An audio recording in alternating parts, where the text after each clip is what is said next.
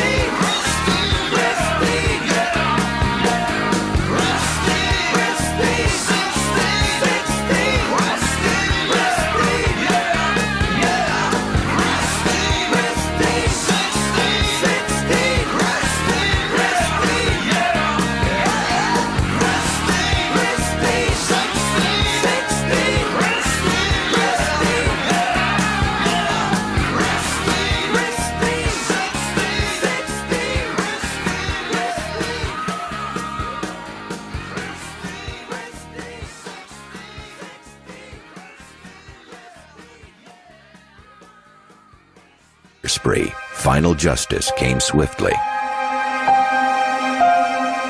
On February 15, 1994, Andrei Chikatilo was escorted through the halls of Rostov prison and led to a private cell.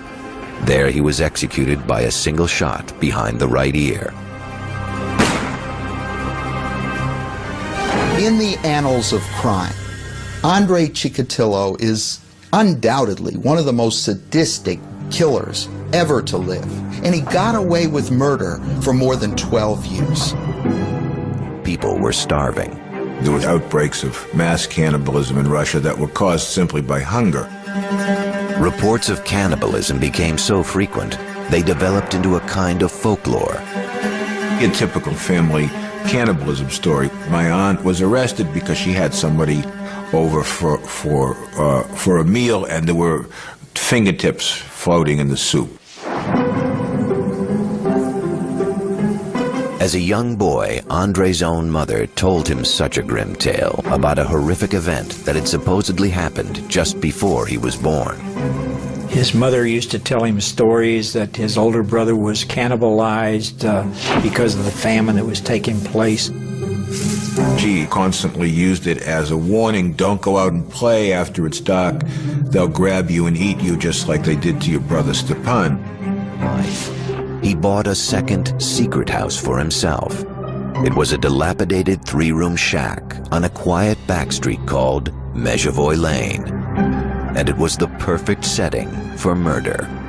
As he began to molest her, he grew increasingly excited and wanted more direct sexual contact with her.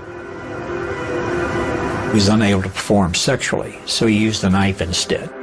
Gratification has been mixed up with anger and hostility, and one complements the other to the degree that you can't even separate them.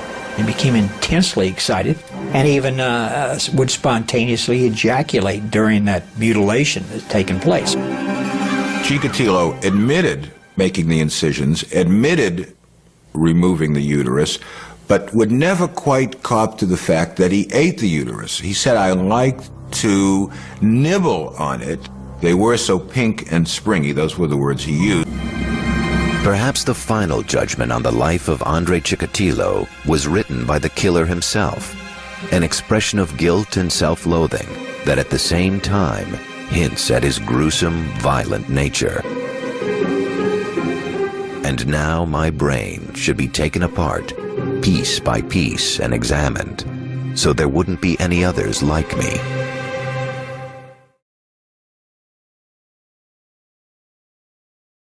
One shot of whiskey for myself, and one for my new friend.